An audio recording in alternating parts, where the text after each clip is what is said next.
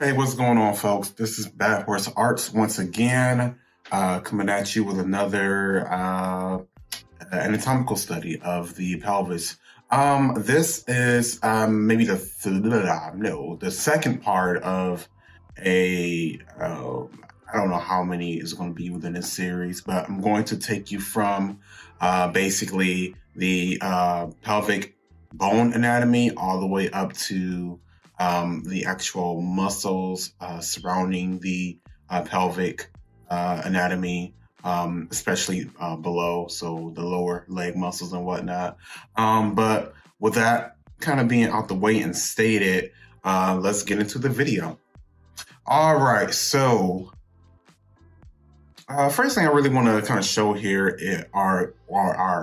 is the fact that the pelvic region of your body, or the human body, can be expressed as a ball and socket joint. And the ball and socket is essentially for the femur bone. So basically, you'll draw your spears on the side of that pelvic region, and then from those spears, you'll draw your femur. And this sort of design makes it a lot easier to express or to convey the femur bone, or to kind of accurately get your anatomy down. And bones really, in my opinion, the way I think about bones and the skeletal anatomy and whatnot, it's a few things there, but the main top reason for beginners especially is proportions. Your proportions are going to be consistent if you understand the landmarks of the skeletal anatomy or design. Yeah. You want to add your spears on the side of your pelvic design to then get your femur. And then you want to start to with that cube square design that we kind of discussed before. Check out my other video if you want to hear more about that. It's basically me going over this cube design for the pelvic region, and how to subdivide it into eighths and add. I have lots of issues drawing legs, so many issues drawing legs. But anyway, what you want to do before you add your spheres and then add your thighs, so like that sort of cylinder form conveying a thigh. What I love doing here is to draw a line that kind of loosely represents the femur bone, right? So when you do this, it does a few things for you. One, it gives you a pretty cool gesture, right? And for two, it kind of helps you understand where the actual placement of the femur is within a human leg, right? The upper human leg, so that your quads essentially, right? And based off just doing these anatomical studies here, or what I kind of realized is your femur bone, the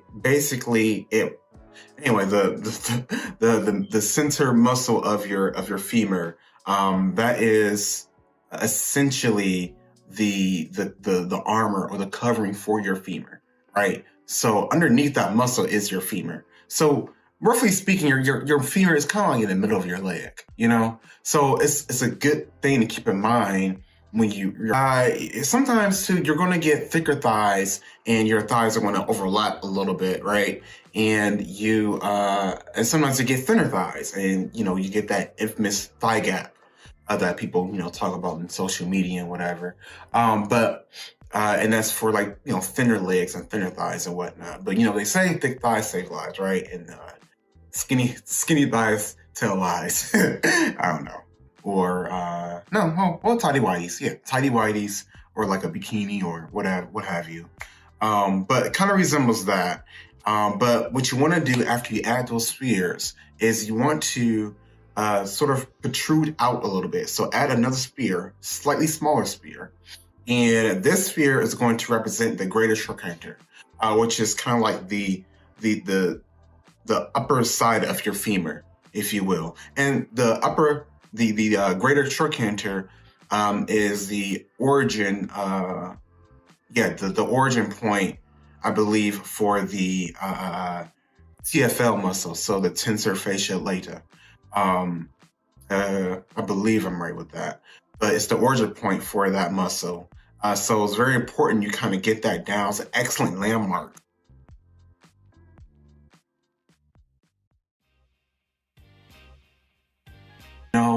You want to maybe get a little bit of that fisheye lens thing going in your pictures and whatnot.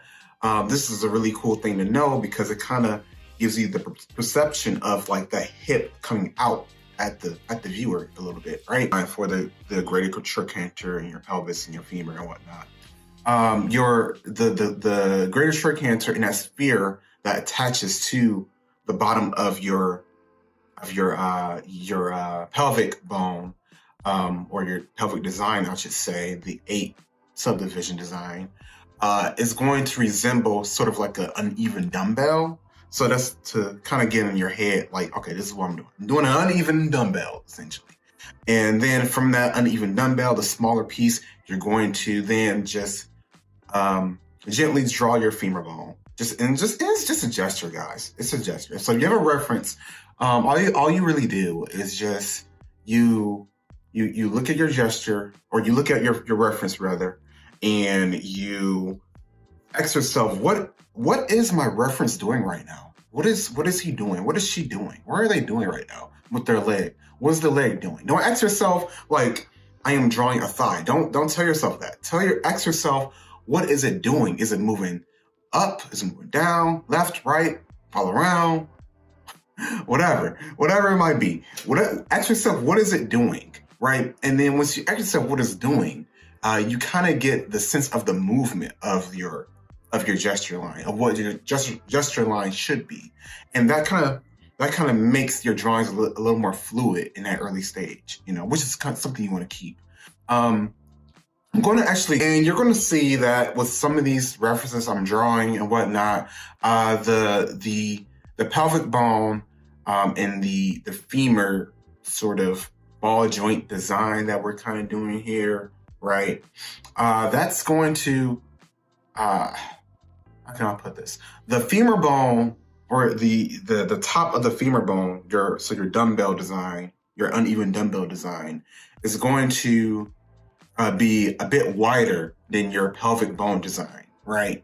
And you're going to see that it sort of creates a bit of a U, or I guess a V shape, and this is going to be a little wider. It's going to stand out a little bit more than your pelvic bone design. And just as a side note, and most of you guys probably know this already, but generally speaking, with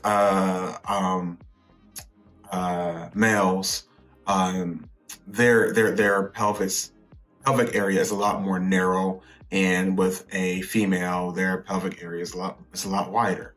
It's because of, well, the obvious, childbirth, but just something you should kind of note mentally. And it's, as a general rule.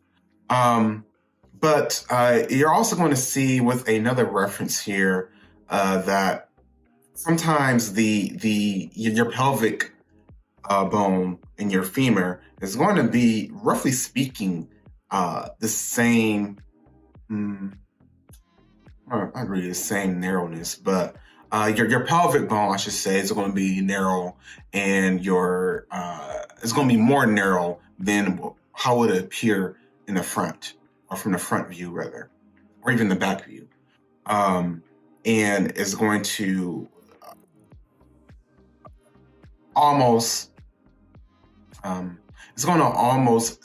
appear to not recede, but make I guess a more narrow diamond shape, if you will, if that makes any sense.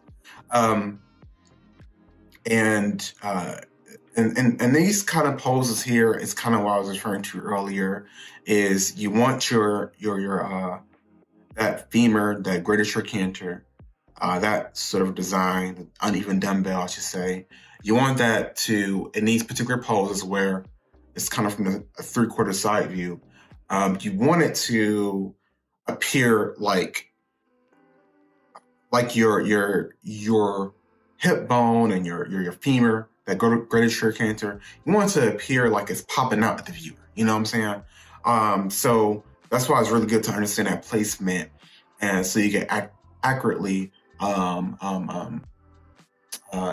get that translated to your viewer, or convey that to the audience rather.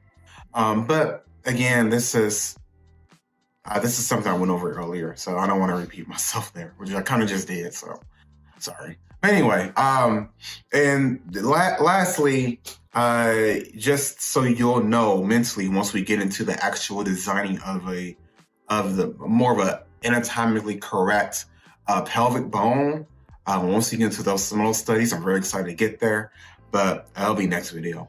But I want you guys to understand that your femur bone, as a real anatomical piece, that is going to attach to this socket in your pelvic bone called the acetabulum.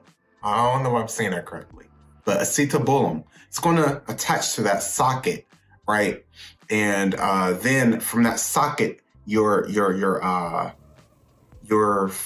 top of your femur bone then creates that greater trochanter, right? And then opposite of your greater trochanter is the lesser trochanter. And this is kind of by that growing area, right?